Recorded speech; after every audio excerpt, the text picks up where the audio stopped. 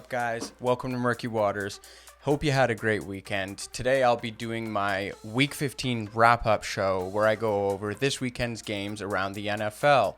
So let's start with the New Orleans Saints went into Tampa Bay where the Bucs were previously undefeated and shut them out 9-0.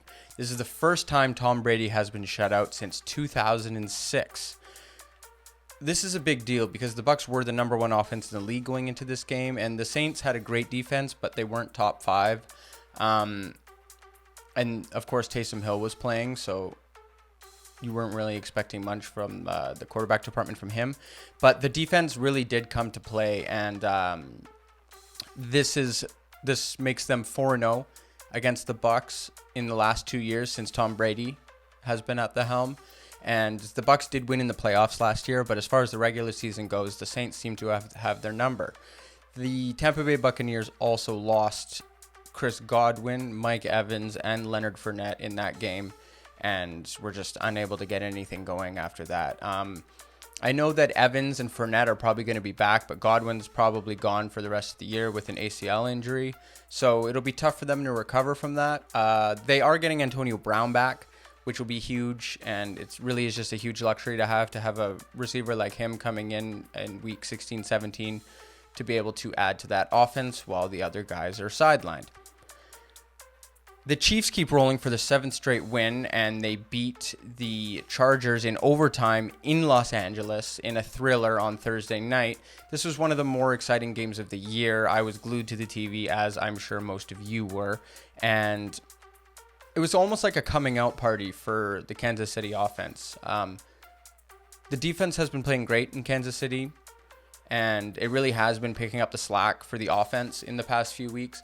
And you were really wondering when the Chiefs were going to start acting and playing like the Chiefs again, which is scoring 35 points a game, and Patrick Mahomes throwing for 3 to 4 touchdowns, and Tyreek Hill and Travis Kelce getting 100 yards apiece. And that is exactly what you got in the Thursday night game against the Chargers.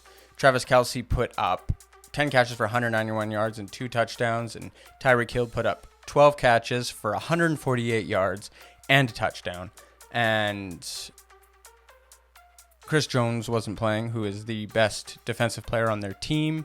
So you have to think it might not have even gone to overtime if he was playing, because the Chargers kind of had their way running the ball, but that's in the past now, and the Chiefs won anyways, so they are the scariest team in the league right now. I don't think anyone wants to play them. They are currently the number 1 seed in the AFC, and did anyone think that this was going to be a thing? And now they've won 7 games in a row, and it went from will they make the playoffs to will they win the Super Bowl and go to their 3rd straight. So good job, Chiefs. Next, we have the Indianapolis Colts, who hosted the streaking New England Patriots, who had won 7 in a row going into this matchup. And the Patriots had one goal in mind coming into this game, and it was to slow down and stop Jonathan Taylor. And if there's one thing that Bill Belichick does great, it's take away your number 1 weapon. If you're going to beat Bill Belichick, it's not going to be with your number 1 weapon.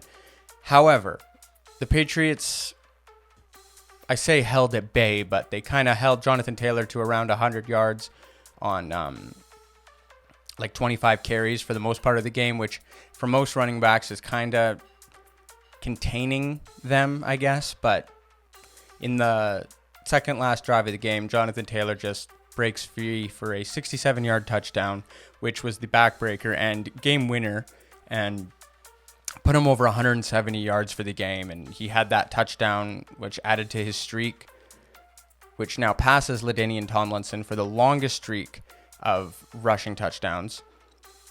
And he just had an overall game, but I will be going over his game more later. We have the Packers, who clinched the NFC North with their win, and Aaron Rodgers had a big game, 3 touchdowns, 268 yards, and they're right now sitting at the number 1 seed in the NFC, and they're looking like they probably will get the bye.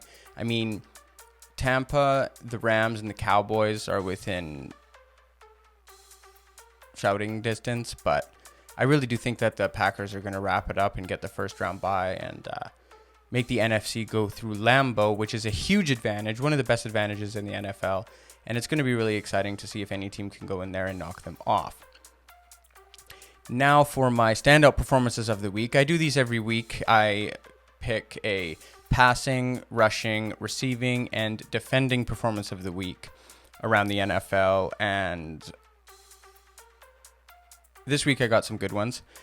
First, we'll start with the passing. We've got Patrick Mahomes, who threw 31 of 47 passes for 410 yards, a touchdown, and 1 pick in the dramatic overtime win against the Chargers. He also added in 32 rush yards in this game. He had a great game. I know he had the 1 pick that was pretty bad, but I mean, his play in the rest of the game kind of makes up for it because it was quite exceptional. And when it really mattered in the fourth quarter and overtime, he showed up and took care of the ball. So congrats to Patrick Mahomes. He had a great game.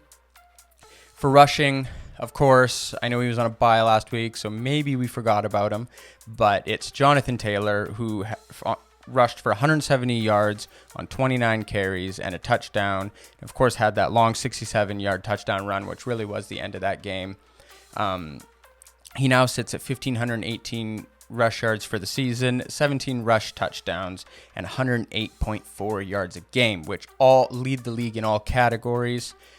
He's running away with the rushing title. I know that Derrick Henry's been sidelined, and he probably would have won it if he had not been sidelined, but you still can't take anything away from Jonathan Taylor. He really is, in some people's eyes and mine, in that MVP discussion, because he really is the engine that makes that Colts team go. He's the reason that they have life. Like, Carson Wentz had 57 pass yards and an interception in that game, so it really was Jonathan Taylor, and it has been Jonathan Taylor behind that big, strong, powerful offensive line. That is the reason that the Colts are in playoff contention and really are a dangerous team that nobody wants to play heading into the AFC playoffs and to wrap up this year. So congrats to Jonathan Taylor. For receiving, I wanted to give it to 2 because they both played great and they played for the same team, but I picked Travis Kelce, who of course had the 10 receptions for 191 yards and 2 touchdowns, catching both the game-tying touchdown in the fourth quarter and that long walk-off touchdown in overtime to secure the overtime win against the division rival Chargers. He had a great game and had clutch catches and long catches and physical and long runs, and he did have a great game. Really a vintage Travis Kelce game, and kind of was the resurgence of that offense, which had been dormant for the past few weeks. For defending, we've got Cameron Jordan, who had 2 sacks in the game against the Buccaneers, one of them being a strip sack. This one's special because it marks his 100th career sack, which is very hard to do, and not very many players have achieved this. So congratulations to Cameron Jordan, and they shut out Tampa Bay, so he is my defensive player of the week for that outstanding performance in the win against the Bucs. My rookie performance of the week is going to N.Bolton, linebacker from the Kansas City Chiefs. He had 10 tackles and 4 assists, and he really did have a lot of crucial tackles on 3rd down and 3rd and short, so congratulations to him. He really is one of the steals of the draft so far. He's a 2nd-round linebacker this year that the Kansas City Chiefs drafted, and their defense has stepped up, and he's really been one of the key factors. Him and Chris Jones and Tyrann Mathieu, of course, have all been playing great. Frank Clark, and that team's defense has really stepped up. It's been really the laughingstock of the league for the last few years, so it's nice to see them step up and kind of win some games. So if that offense stays clicking and this defense plays 3/4 of the way as good as they've been playing, then I think the Kansas City Chiefs are going to win the Super Bowl. I don't think there's really much room for debate. I think they're the best team in the league. I think they're the scariest team in the league. Nobody wants to play them. They can put up 40 on any given night, and if they can hold you to 10 and put up 40, it's going to be kind of hard for anyone to beat them, even in the Super Bowl.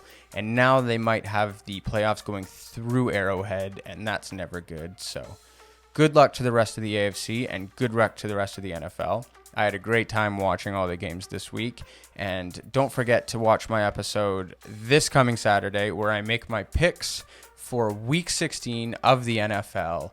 And yeah, so thanks for listening and watching, and I will see you guys on Saturday.